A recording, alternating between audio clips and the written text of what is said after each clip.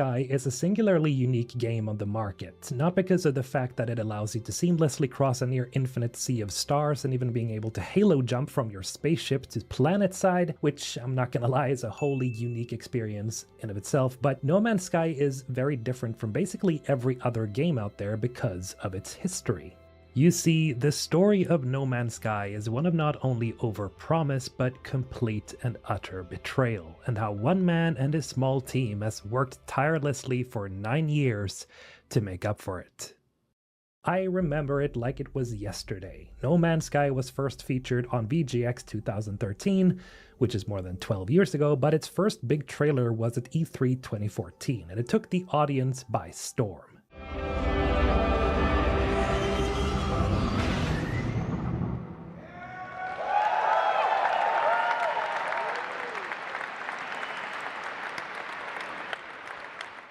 Everything about it was straight up hype. Here was this strange looking new game that lets you seamlessly hop into your spaceship, travel across the stars, land on another planet, and freely explore in the span of, what, 2 minutes? This shit was insane, and I remember being instantly caught by this first reveal. The hype was unreal. No loading screens, there's no fade to black, just a clean jump from ground to orbit like you were living in your own sci-fi movie. At the time, this was unheard of. Every article, every forum, every conversation made it feel like this was going to be the next giant leap for gaming. People were calling it the future of open worlds. It was gonna change everything, and when you're a gamer sitting there watching Sean Murray smile his way through interviews talking about quintillions of planets and the infinite possibilities, you couldn't help but believe him.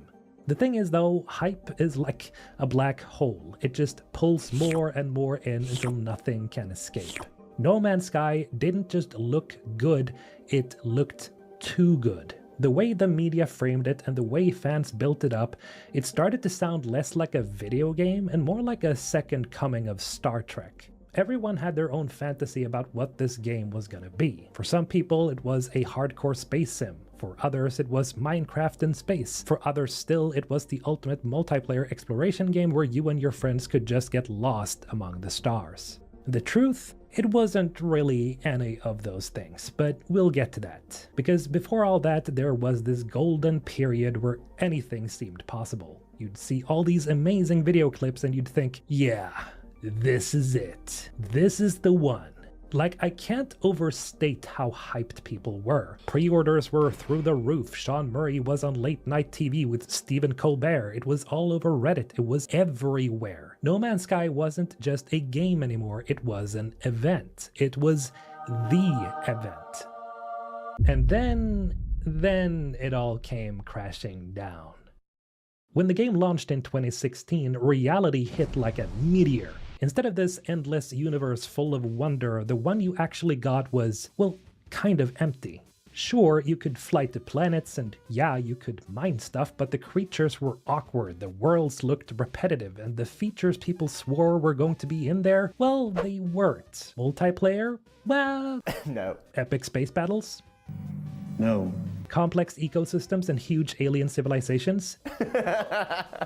No. At one point, 2 players went to the exact same planet and to the exact same spot and tried to engage with each other, but they couldn't because it wasn't multiplayer. It was a lie. People were pissed. Metascores went red instantly. Memes tore the game apart. No Man's Lie became the nickname, and within weeks, the player count nosedived harder than a starship without fuel. It was one of the biggest betrayals in gaming, not just because the game was bare bones, but because people felt like they'd been sold a dream that didn't exist. And I'm not exaggerating when I say the anger was insane. Refunds were flying, Reddit threads were basically bonfires, and even the UK's Advertising Standards Authority launched an investigation into whether the trailers had misled people. That's how fucking bad it was. And Hello Games, they went completely silent. No interviews, no big apologies, just crickets. I really do remember it in the back of my mind. It honestly looked like they had cashed out and disappeared. And the fact that they weren't responding just fueled the rage. Because when a company screws up, people expect at least some kind of explanation. Instead, it felt like Sean Murray had just vanished into the void and taken the money with him. But here's where the story gets interesting, because this was not the end. As much as everyone thought Hello Games was done, they weren't. They were being silent for a very good reason. They were cooking.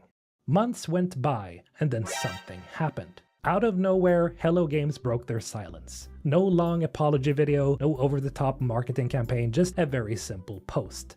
The Foundation update. It was pretty funny in how understated it was. They basically said, yeah, we've been quiet, but we're listening. This is the foundation for things to come. That's it. No fireworks, no promises, just a basic patch. But when people actually booted it up, it wasn't just a patch.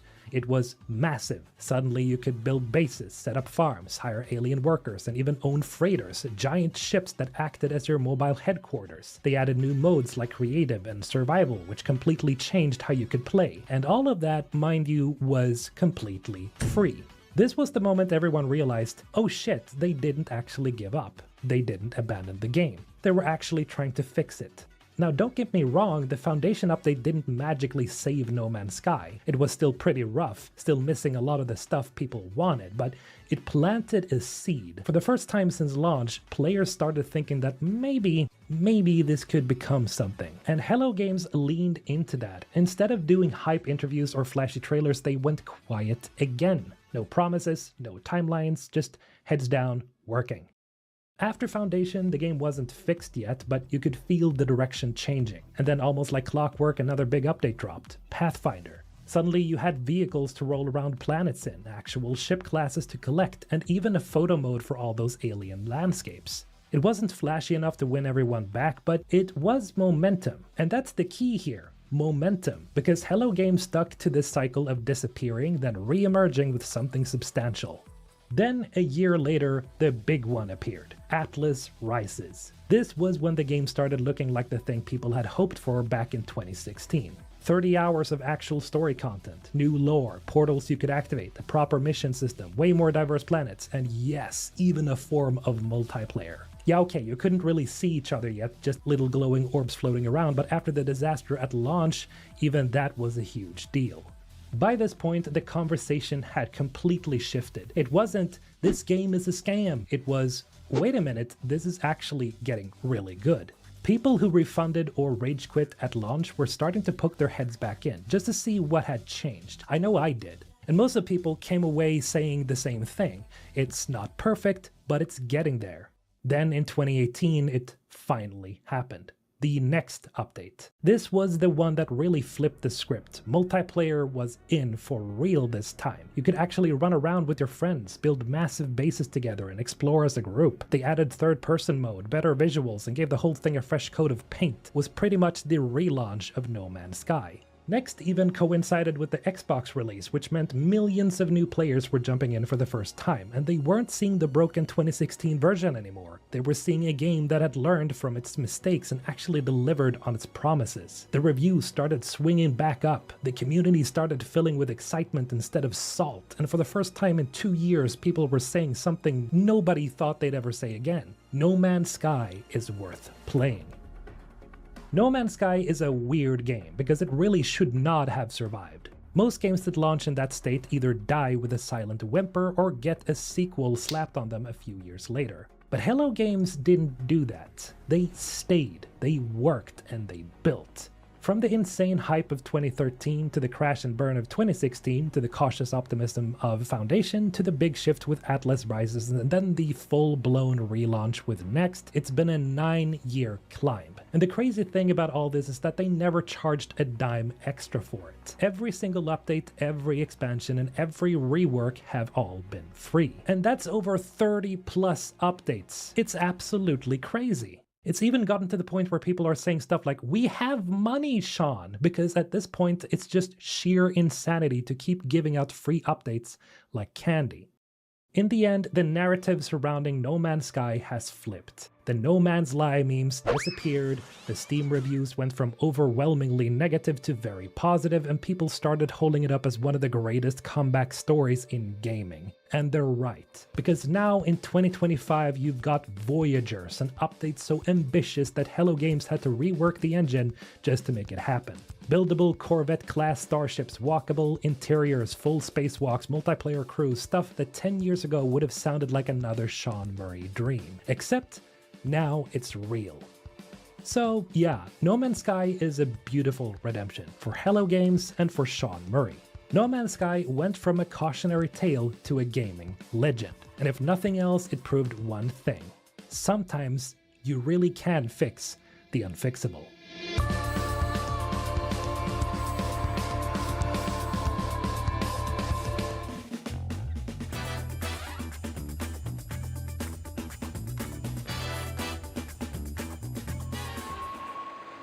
Okay, so guys, there you go. I fixed the game. I was getting unstable FPS, and I don't like that. So you're getting 60, then it goes down to almost 0, and then in varying degrees. It's very nauseating when because the change is very noticeable. I'd rather have a stable 30 FPS than a unstable 60 FPS.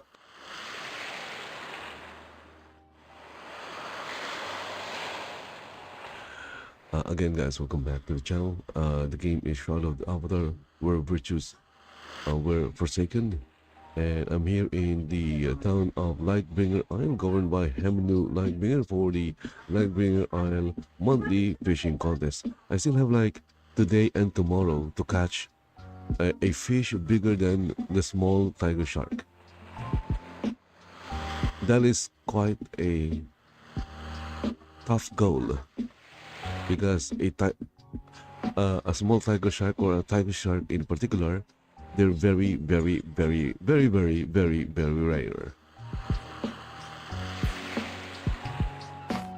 They are ultra rare, super ultra rare. They're not that easy to catch.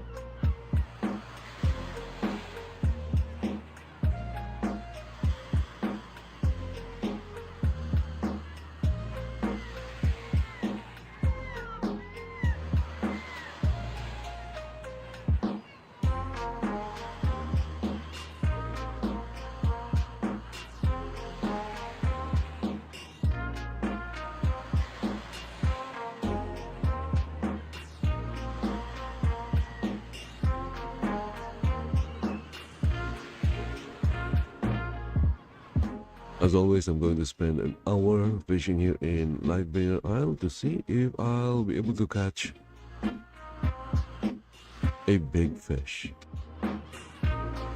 A really, really big fish.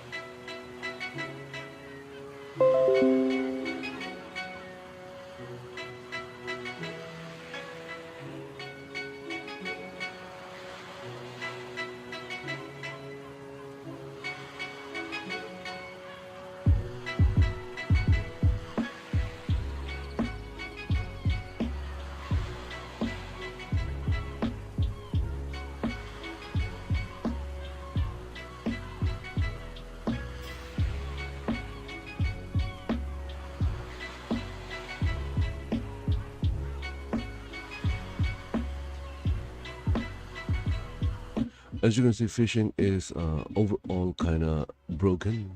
Again, my avatar is facing somewhat to the left, but the fishing line is on the right side. Yeah, they can't even align the fishing pole to the fishing line. I know it's not game breaking, but it's just annoying to look at.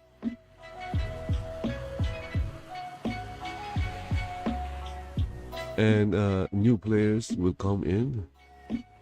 That is, if they can survive or stomach the new player experience, and then they will try fishing, and then they will see something like this. What is this shit?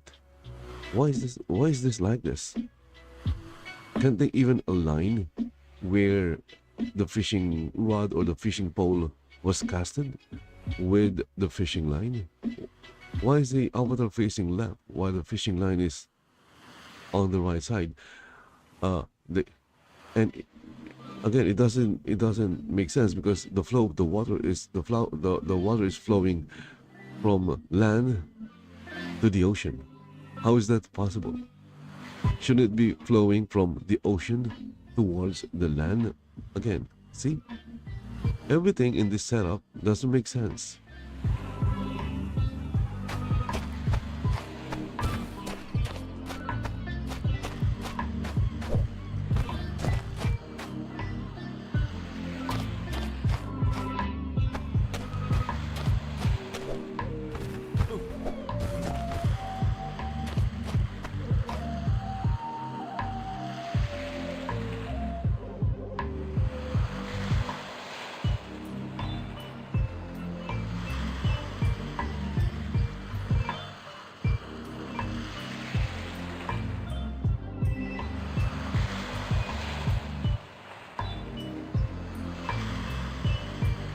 And another monthly fishing contest was started like a few days ago. I'll do that once I'm done with this one. Oh wait, once I'm done with this one, I'm going to do some decorating for the decoration contest, and then maybe start with the